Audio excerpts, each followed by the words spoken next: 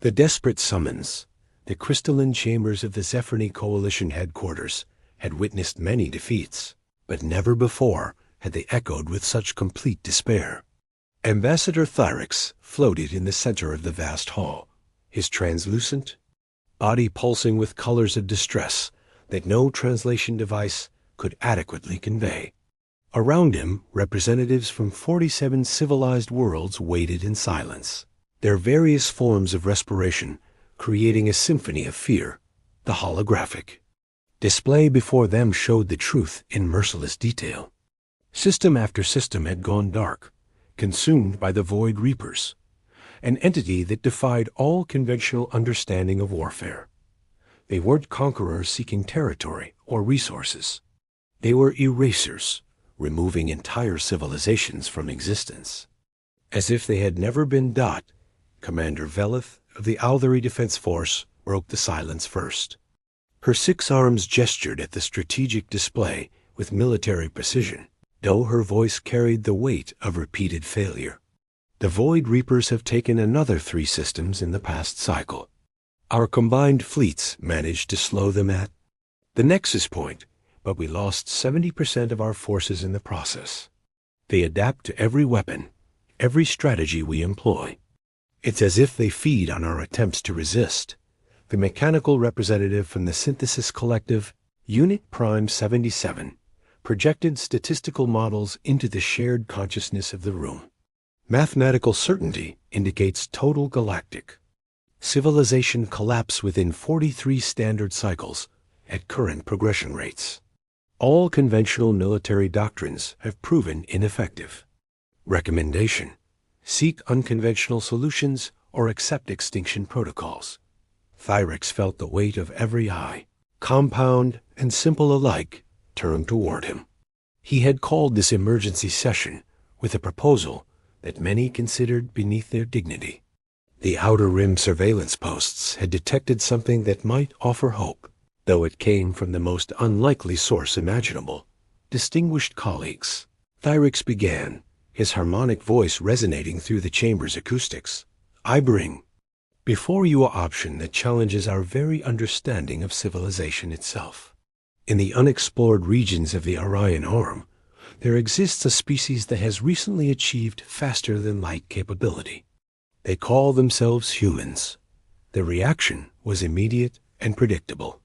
Several delegates actually laughed, a sound that translated poorly across species, but conveyed universal dismissal. The Quillari representative's feathers ruffled in amusement. The Deathworlders? Those primitives who evolved on a Class 12 hazard world? Ambassador, desperation should not drive us to fantasy. Thyrix had expected this response. He activated his personal display, showing intelligence footage that their scouts had gathered over the past several cycles. The images were grainy, taken from extreme distance, but they showed something that made the laughter die instantly. Human warships didn't look like the elegant vessels of the Coalition. They were brutal things, all angles and armor, bristling with weapons that seemed designed by nightmares. But it wasn't their appearance that silenced the room. It was what they were doing. The footage showed a human fleet engaging what appeared to be a significant pirate armada near their border space. The pirates outnumbered the humans 3-1, using ships and tactics that had terrorized trade routes for generations. The battle lasted 17 minutes. When it ended, the pirate fleet simply no longer existed. Not defeated, not scattered, but erased with a thoroughness that made even the Void Reapers seem merciful by comparison. Commander Velith studied the tactical data with professional interest. They didn't just destroy the ships. They hunted down every escape pod, every piece of debris large enough to shelter life. This isn't warfare as we understand it. This is extermination. Precisely, Thyrix replied. The humans don't fight to win. They fight to ensure their enemies never fight again. Our concepts of proportional response and civilized engagement mean nothing to them. They evolved on a world where mercy meant death, where every day was a battle for survival against nature. Itself.unit Prime 77 processed the footage through multiple analysis protocols. Psychological warfare components detected. Terror tactics employed deliberately. Survival probability of enemies engaging human forces, statistically 0. Qualification. Humans appear to transform warfare into a form of communication. Message. Do not challenge us. The chamber fell into contemplative silence. Every species present had achieved spaceflight by overcoming their baser instincts, by choosing cooperation over conflict, civilization over savagery. The humans seemed to have taken the opposite path, weaponizing their primitive nature into something terrifyingly effective. The elderly sage, Corvum of the Eternal Library, spoke for the first time, his ancient voice carrying wisdom accumulated over centuries. You propose we invite these beings to face the Void Reapers. But what happens after? If they succeed where we have failed, what prevents them from turning their attention to us? Thyrex had wondered the same thing. The truth is, nothing would prevent it. But the alternative is certain extinction. The humans might be monsters, but they're monsters who win. And right now, winning is all that matters. The debate that followed was heated but brief. When facing annihilation, even the most civilized beings become pragmatic. The vote was called, and despite significant opposition, the motion passed. They would contact humanity and request their aid against the Void REAPERS.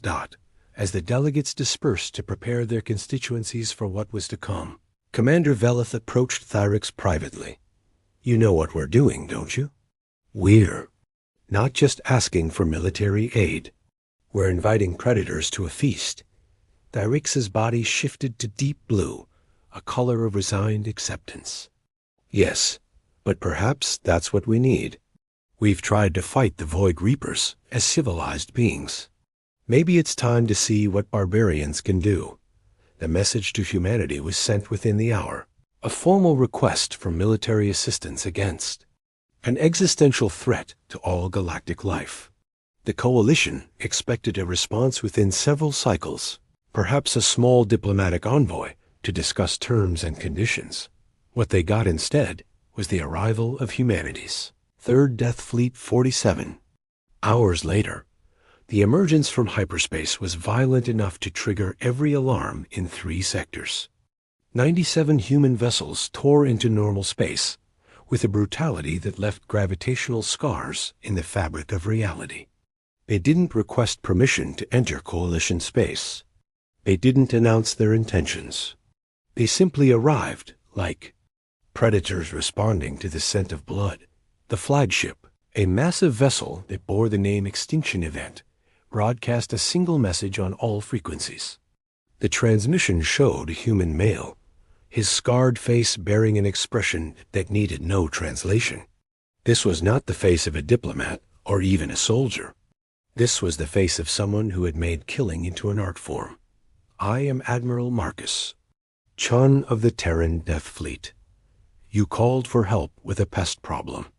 We're here to explain why that was both the best and worst decision you've ever made. Clear a docking bay for my shuttle. We need to discuss payment. The Coalition had asked for allies. What they received was something far more dangerous and far more effective. They had summoned humanity's warriors, but what answered were humanity's monsters. And monsters had their own way of solving problems. As Admiral Chun's shuttle approached the station, every sensor reading showed weapon systems that violated 17 different galactic treaties on warfare. The shuttle alone carried enough firepower to level a small moon. The message was clear before any words were spoken. Humanity didn't come to help. They came to hunt. Thyrex waited in the docking bay, surrounded by the Coalition's finest diplomatic minds and military strategists. They had prepared speeches about cooperation and the greater good. They had drafted agreements about rules of engagement and civilian protection protocols. Admiral Chun walked off his shuttle, took one look at the assembled delegates, and laughed. It was not a pleasant sound, Let me explain something about humans, he said, his voice carrying despite the vast space. We didn't crawl out of our gravity well and survive in the void because we were civilized. We survived because we're the meanest, most vindictive species in this entire galaxy. You've got something out there erasing civilizations? Good. We've been looking for a real challenge. But understand this. We don't fight for your ideals or your coalition. We fight because that's what we do. And when we're done, you're going. To wish you'd let the Void Reapers take you instead. The Admiral's words hung in the air like a toxic cloud. The coalition had wanted salvation. What they had summoned might be something far worse than extinction. They had called upon humanity, expecting grateful allies eager to prove themselves worthy of galactic civilization, but instead, they got exactly what Earth produced, the galaxy's apex predators, who saw the Void Reapers not as an existential threat, but as prey that didn't yet know it was being hunted. Asterisk. When predators become protectors, the tactical briefing room aboard the Coalition station had been redesigned overnight to accommodate human preferences. The temperature had been lowered to what most species considered barely survivable, the lighting. Harsh and direct, and someone had removed all the comfort seating in favor of hard metal chairs. Admiral Chun stood at the center, his command staff arrayed behind him like a pack of wolves, while the Coalition delegates huddled together for warmth, both physical and psychological. The Void Reaper's latest position appeared on the holographic display, a cancer of dark energy spreading through the Chronos system. They had been feeding there for 3 cycles, converting an entire civilization into whatever unknowable purpose drove them. The Coalition had already written off the system and its 12 billion inhabitants. Admiral Chun studied the display with the same expression someone might wear while examining an interesting insect. His tactical officer, Commander Sarah Reeves, stepped forward with a datapad that she didn't bother to consult. The enemy shows standard consumption patterns. They're methodical, efficient, and completely predictable once you understand they're not actually fighting a war. Commander Veleth's training overcame her fear long enough to ask a question. If they're not fighting a war, what are they doing? Chun's smile was all teeth and no warmth. They're feeding. Like any predator, they've gotten lazy. They've never met anything that could hurt them, so they don't expect resistance. They expect prey. The fundamental mistake your coalition made was trying to fight them like enemy combatants. You don't fight a predator by being better prey. You fight it by being a worse predator. Eric's forced himself to speak, despite every instinct telling him to flee these dangerous beings. What strategy do you propose? The Admiral activated his own display, showing tactical formations that made several delegates physically ill. The images showed human ships arranged in patterns that resembled hunting formations rather than military deployments. We're going to teach them fear. Not defeat, not retreat, but primal biological fear. The kind that gets encoded into genetic memory and passed down through generations. Unit Prime 77 analyzed the formation data rapidly. These tactical arrangements maximize psychological impact over strategic efficiency. Probability of military success using conventional metrics, 37%. Query: how does inducing fear increase success probability? Commander Reeves answered with disturbing enthusiasm. Because fear is a virus in a hive mind. One infected node spreads it to all connected nodes. The Void Reapers share consciousness across their entire species. If we can make one of them truly afraid, they all become afraid. And afraid creatures make mistakes. The plan that Admiral Chun outlined over the next hour was unlike anything in the Coalition's military databases. It didn't focus on destroying enemy ships or protecting civilian populations. Instead, it was designed to inflict maximum psychological trauma on an entity. That might not even have psychology as the coalition understood it. The first phase involved what Chun called presence establishment. The human fleet would emerge from hyperspace, not in tactical formation, but in a pattern designed to trigger ancestral fear responses. They would broadcast not communications, but sounds. Frequencies the human scientists had discovered could induce panic in most carbon-based life forms. The ships themselves would leak radiation signatures that mimicked those of dying stars, creating an aura of wrongness that even non-sentient organisms would instinctively avoid. Sage Corvum raised a trembling appendage. This seems unnecessarily cruel. Surely there must be a more civilized approach. Chun turned to face the elderly scholar, and for a moment, the mask of civilization the humans wore around other species slipped completely. Corvum saw what humanity really was beneath the Yassi. Thin veneer of diplomatic protocol, and he would never forget it. Civilized? Your civilization is dying. 12 billion people in the Chronos system are being dissolved into component atoms as we speak. You want civilized? Then accept your extinction with dignity. You want to survive? Then let us be what evolution made. Used to be. The battle began 17 hours later. The human fleet emerged from hyperspace in a formation that hurt to perceive. They came in waves, each one calculated to build upon the previous wave's psychological impact. The first wave was small, scout ships that appeared and disappeared like phantoms, leaving behind sensor ghosts that suggested something much larger lurking just outside perception. The Void Reapers responded, as they always did, with perfect coordination and overwhelming force. Their biomechanical ships flowed toward the human scouts like antibodies toward an infection. They had consumed 1,000 such probing attacks from the coalition and expected this to be no different. They were wrong. The human scouts didn't flee or fight. They screamed. The ships broadcast a signal that was part electromagnetic pulse, part psychic assault, and part something that existed in dimensions the coalition couldn't measure. It was the technological equivalent of a dying rabbit's scream. The sound that triggers every predator's instinct to attack and every prey animal's instinct to flee. The Void Reapers hesitated. It was barely perceptible, a pause of perhaps 2 seconds in their otherwise perfect response. But it was enough to tell Admiral Chun that his theory was correct. They could feel. They could doubt. They could fear. The second wave arrived while the Void Reapers were still processing the first. These were the hunter-killers, ships designed not for space combat, but for something far more primitive. They moved like pack animals, using tactics that belonged in prehistoric forests rather than the void of space. They didn't attack the Void Reaper ships directly.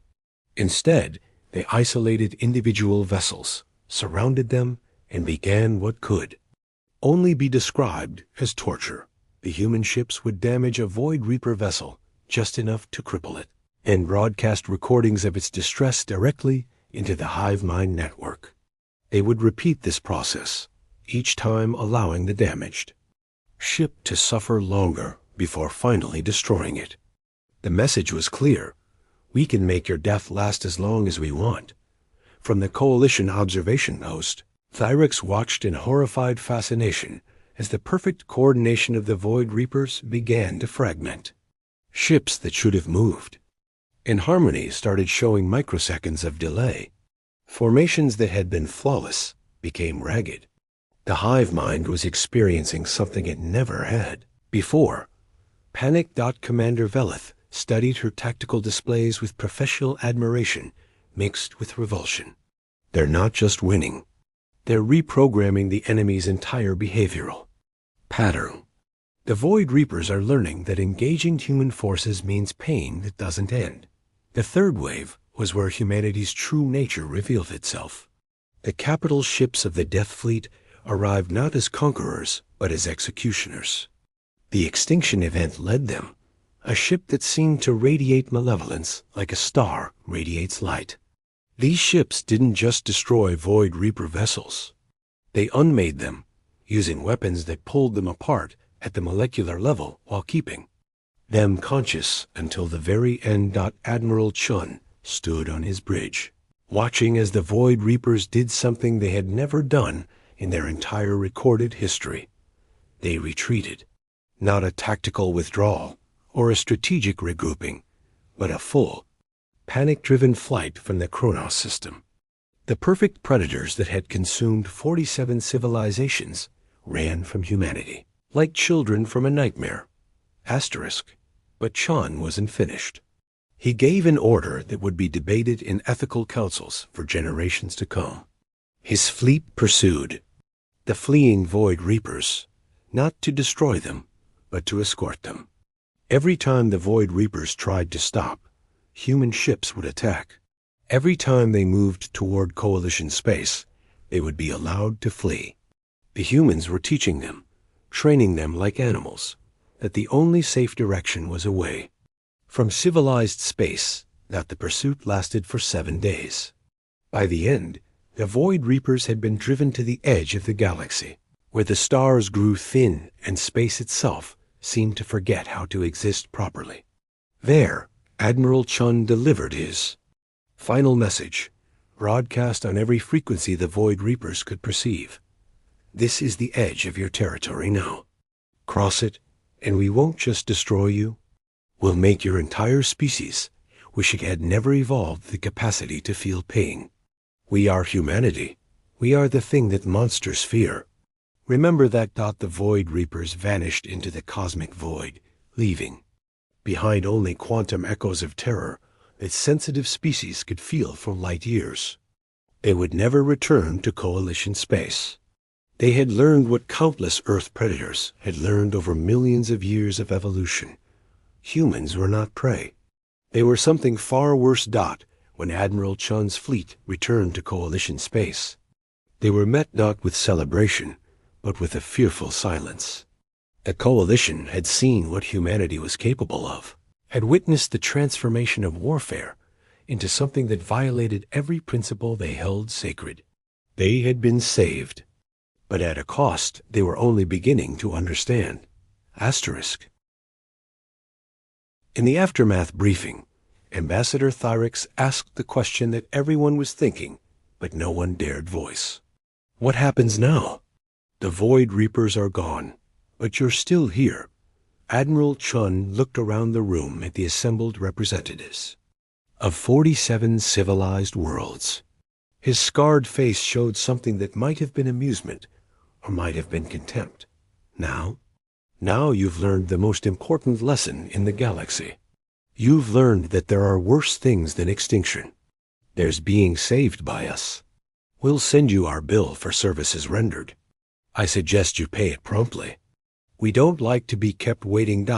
As the human fleet prepared to depart, leaving behind a coalition that would never be the same, Commander Velef made one final observation to Thyrix. We asked him to save us from monsters. We never considered that they might be worse monsters themselves. Thyrix watched the human ships disappear into hyperspace, leaving gravitational wounds in reality that would take years to heal. Perhaps that's why they were the only ones who could save us. It takes a monster to frighten a monster. And now the galaxy knows that the greatest monsters of all come from a small blue world that everyone once dismissed as too dangerous to produce intelligent life. The Coalition had learned a valuable lesson about humanity. They were not the brave allies or noble warriors that primitive species sometimes became when uplifted to galactic civilization. They were something far more dangerous, survivors who had turned survival itself into a weapon. And now the galaxy would never forget that when faced with extinction, they had called upon Earth's children, and Earth's children had answered with a savagery that made the void itself afraid. The Void Reapers never returned. In the vast emptiness between galaxies, they spread the warning through their collective consciousness. Avoid the space where the Deathworlders hunt. And so, humanity's reputation spread not through diplomacy or trade, But through the primal language that all life understands, fear, the coalition returned to their peaceful ways. But they never forgot the price of their salvation. In their histories, they would record that humanity saved them. In their nightmares, they would remember how Asterisk